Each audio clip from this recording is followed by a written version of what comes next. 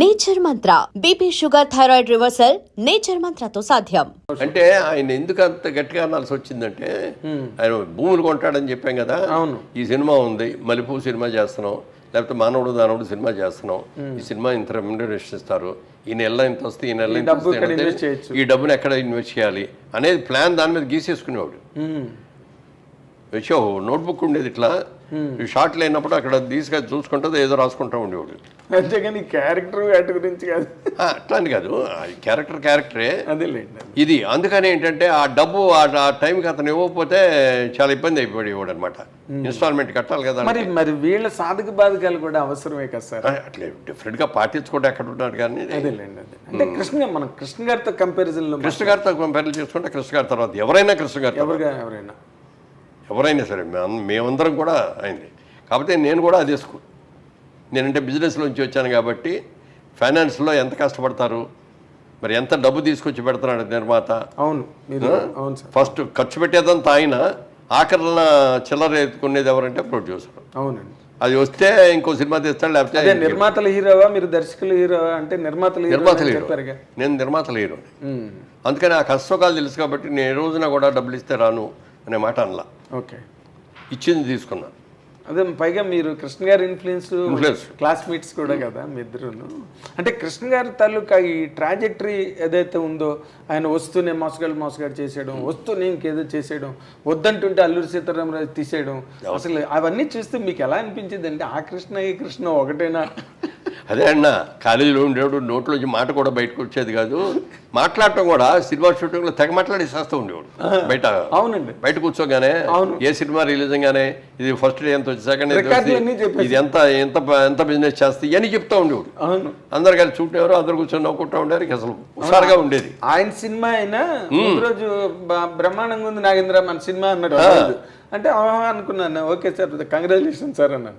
మర్నాడే కలిసాను నేను, జరిపోయింది 70mm మెడ్రాస్లో.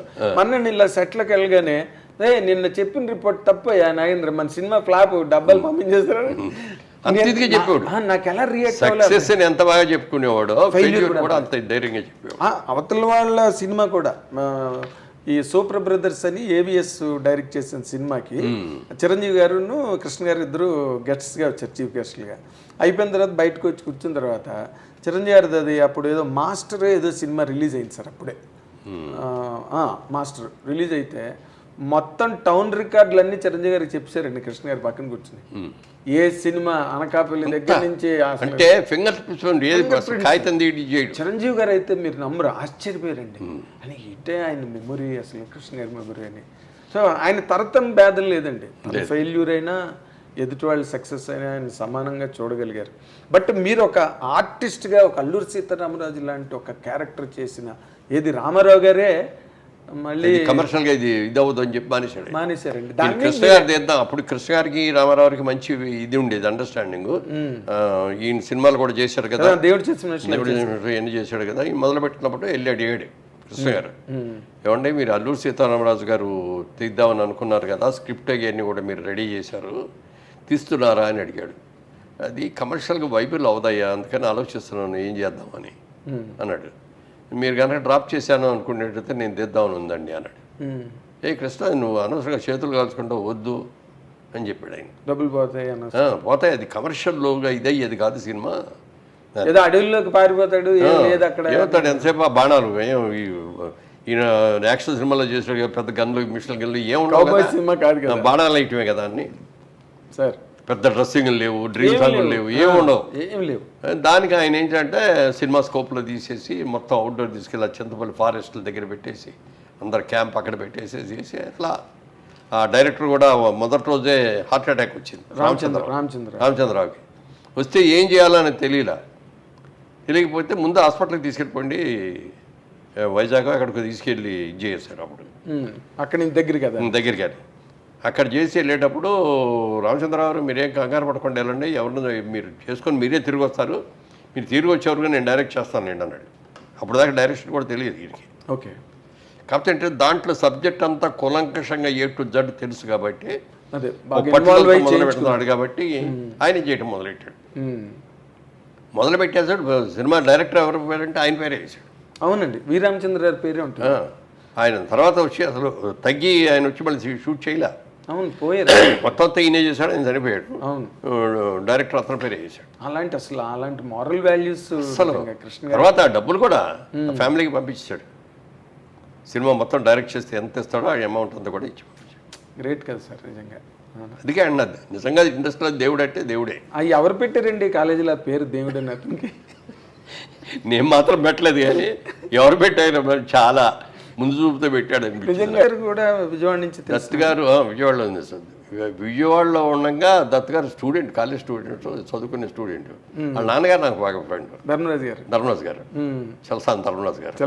ఆయన రోజు సాయంత్రం, ఆయన కాంట్రాక్టర్, ఆయన సాయంత్రం పూట వాళ్ళకి ఏదైనా మెటీరియల్ కావాలంటే మా కాన్వెంట్ సీట్కి వచ్చి కొనుక్కొని వెళ్తూ ఉండేవాడు. అలా వచ్చినప్పుడల్లా మంచి బుల్లెట్ మోటార్ సైకిల్ మీద వచ్చేవాడు. వచ్చి మా షాప్ దగ్గర కూర్చొని ఒక అరగంట గంట ఆగి కాస్త టీ దాగి ఆ పనులు ఏమైనా ఉంటే కుర్రాడిని ఇచ్చేవాళ్ళం. అది కొనుక్కురా ఇది కొనుక్కురా అనేవాడు, చూసుకొని మళ్ళీ వెళ్ళిపోయేవాడు అనమాట. అట్లా బాగా పరిచయం. తర్వాత దత్ గారు ఓసీత కథ అప్పటికి వచ్చాడు ఆయన. మేము అప్పటికే హీరోయిన్ అయిపోయాను. అవును, 74 అప్పుడు దత్ గారు అన్నాడు, దత్ గారు అదే చలసా ధర్మరాజు గారు అబ్బాయి మా వాడు సినిమా అంటున్నాడు, పంపించుతున్నాము. అచ్చా తను ఈయనతో పార్ట్నర్ ఉన్నాడు కదా శర్మ కూడా అందరం ఒక గ్రూపే, విజయవాడ బిజినెస్ గ్రూప్ అందరిది. సరే అన్నప్పుడు కాస్త మావాడు ఉంటాడు, నువ్వు ఎస్టాబ్లిష్ అయ్యావు కదా, జాగ్రత్త చూసుకో మావాడిని. కానీ ఆయన రావడమే ఓసీత్ కథ అవగానే ఎన్టీ రామారావుతో సినిమా. ఓసీత్ కథలో అసలు ఆ శర్మ గారు ఈ ప్రొడ్యూసర్, ఈ డబ్బంతా ఫైనాన్షియల్ ఈయనే ఉంటే అతను వర్కింగ్ పార్ట్నర్ శర్మ. తనే ప్రొడ్యూసర్ లాగా చేశాడు. విశ్వనాథ్ గారు డైరెక్టరు, మామూలు ఇది చేశాడు. సినిమా కూడా సక్సెస్ అయింది.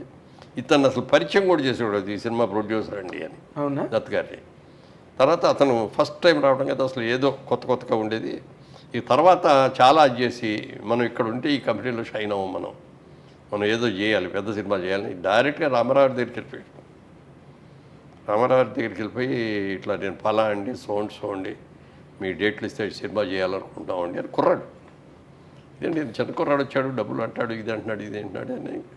సరే మొత్తం మీద ఇచ్చాడు, సబ్జెక్ట్ విన్నాడు. సబ్జెక్ట్ విన్న తర్వాత వచ్చాడు బాపయ్య గారు అనుకో, బాపయ్య గారు డైరెక్షన్, కేఎస్ ప్రకాశ్ రావు స్క్రీన్ ప్లే చేశారండి యా చేసి. అప్పుడు ఏంటి రాయిపోయి బ్యానర్ పేరు ఏంటి అన్నాడు. నాకు బ్యానర్ పేరు కూడా ఏం లేదండి అన్నాడు. ఓసేత కదా వాళ్ళు బ్యానర్ అతను తీసేసుకున్నాడు, బ్యానర్ కూడా లేదంటే అప్పుడు ఆలోచించి వైజయంతి అని పెట్టింది ఆయన. అవును, రామారావు పెట్టారు. అట్లా ఆ సినిమా నుంచి ఇక తణుకోకుండా అన్ని పెద్ద హిట్. అప్పుడు మీరు కలుస్తుంటే మళ్ళీ మెడ్రాస్లో మీరు దత్ గారు అప్పుడప్పుడు కలిసామంటే ఆయన బిజీలో ఆయన ఉంటాడు, మా బిజీలో అసలు. పైగా మా సినిమాలన్నీ ఏంటంటే అప్పుడు అవుట్డోర్లో ఎక్కువ తీసేవాళ్ళు. ఏదో ఒక విలేజ్కి వెళ్ళిపోవటం, నెల రోజులు అక్కడ ఉండటం, సినిమా షూటింగ్ చేయటం, మళ్ళీ మెడ్రాస్ రావటం, అట్లా ఉండేది అనమాట. ఓకే, ఎక్కడో ప్రొజెక్షన్ దగ్గర అక్కడ కలుసుకునేవాళ్ళు, వాళ్ళు కలుసుకునే వాళ్ళని తప్ప నామకే వేస్తే అంతేగాని మీరు విజయవాడలో కూర్చొని కబుర్లు చెప్పారు అది లేదు, అది కుదరలేదు. అది కూడా మాకు ధర్మరాజు గారితోనే కానీ దత్ గారితో అంత ఉండేది కాదు కదా, అప్పుడు కుర్రాడు దత్ గారు. ఓకే, మీ తర్వాత ధర్మరాజు గారే మాకంటే కొంచెం పెద్ద వయసు, కానీ ఎందుకంటే అదే జంజాల్ గారు దత్ గారు ఇద్దరు ఫ్రెండ్స్ ఒక చోట చదువు. అదే అందరూ కూడా వాళ్ళందరూ ఎస్ఆర్ఆర్ కాలేజ్ స్టూడెంట్స్. అదే ప్రస్తుతం మళ్ళీ మురళీమోహన్ చారిటబుల్ ట్రస్ట్ని ఎలా తీసుకురావాలి లైమ్ లైట్లోకి, ఎలా కొత్త స్టూడెంట్స్ అందరూ చేసుకోవాలి అని దాన్ని చేసుకుంటూ వీలైతే కొద్దిగా మధ్యలో చిన్న సినిమాలు చేద్దాం, పెద్ద సినిమాలు జోలికి వెళ్ళకుండా. ఇప్పుడు మొన్న దిల్ రాజు గారు తీశారు చూడండి, బలగం, లేకపోతే రంగమార్తాండ, ఇట్లాంటి సినిమాలు ఏమైనా మంచి సబ్జెక్ట్ చూసుకొని చేద్దాం. Very good sir. ఇప్పుడు అంటే ఈ సినిమా నిర్మాణం మళ్ళీ అదే నిర్మాణం కూడా చిన్న సినిమాలు అయితే చేస్తారు. అంటే మన బలగం పెద్ద బడ్జెట్కి వెళ్ళి మనం మళ్ళీ ఆ హీరోల దగ్గర నుంచి కాల్ షీట్లు తెచ్చుకొని ఇవన్నీ మన వల్ల కాదు. ఇప్పుడు